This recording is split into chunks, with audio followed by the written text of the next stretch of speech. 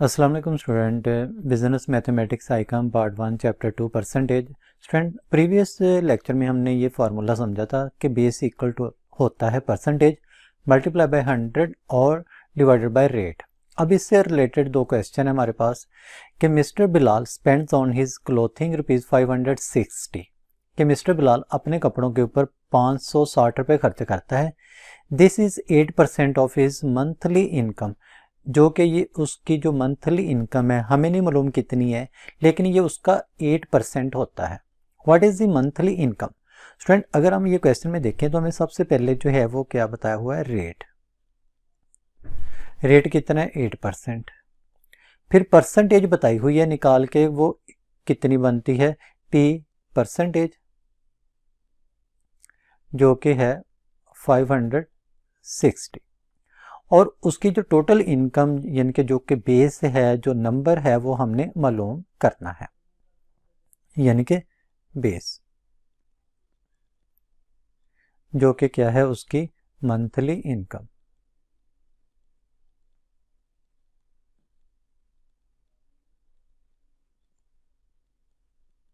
ये फाइंड करनी है स्टूडेंट। अभी ऊपर वाले फार्मूले के मुताबिक कि जो बेस है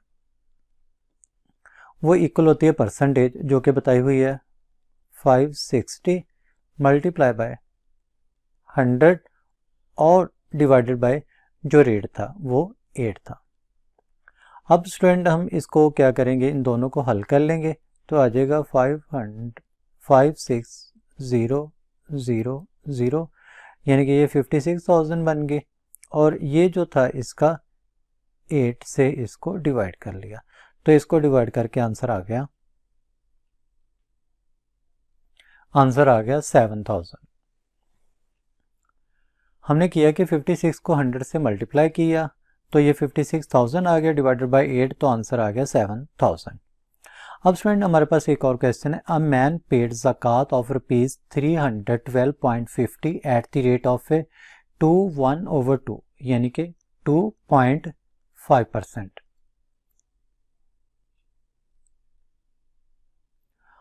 ऑफ हिज वेल्थ, यानी कि एक आदमी अपनी टोटल जो उसकी वेल्थ है, जब वो उसका 2.5% पे करता है ज़कात, तो वो जो अमाउंट परसेंटेज की अमाउंट बनती है वो 312.50 रुपीज़ बनती है। What is the value of his wealth, को उसकी टोटल जो वेल्थ है, जो दौलत है, जो रकम है वो कितनी है। तो यहाँ पे स्टूडेंट जो हमें परसेंटेज दिया हुआ है, परसेंटेज ये दिया हुआ है 312.50 और फिर रेट दिया हुआ है 2.5% और जो है हमें वेल्थ यानी कि बेस मालूम करनी है। बेस जो कि वेल्थ है ये फाइंड आउट करनी है। तो स्टूडेंट सेम फार्मूले के मुताबिक कि जो बेस होती है ये बराबर होती है परसेंटेज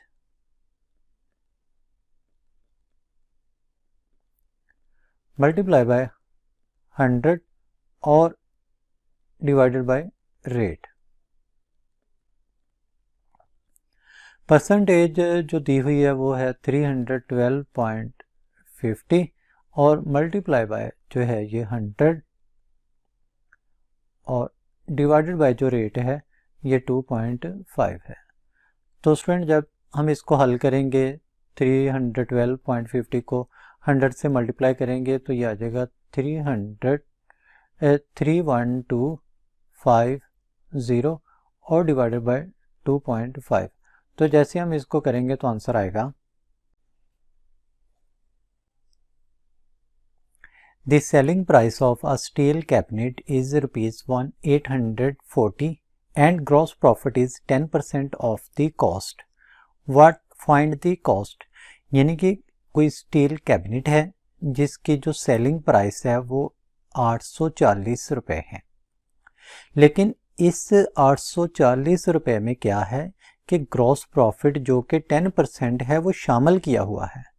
अब हमने कॉस्ट मालूम करनी है। स्टूडेंट सेलिंग प्राइस बराबर होती है cost plus gross profit. Let's suppose कि हमारे पास जो कॉस्ट थी वो थी 100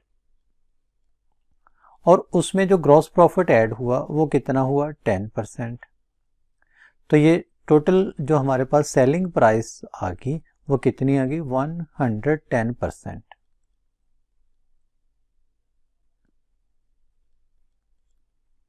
ये स्टूडेंट हमारे पास से सेलिंग प्राइस आ गई।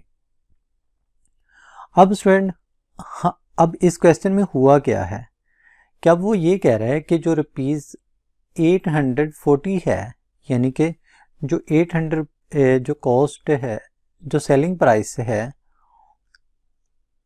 सेलिंग प्राइस जो 840 है वो बेसिक क्या है, वो है इज 110% ऑफ किसका, कॉस्ट का। तो ये हमने क्वेश्चन को चेंज कर लिया।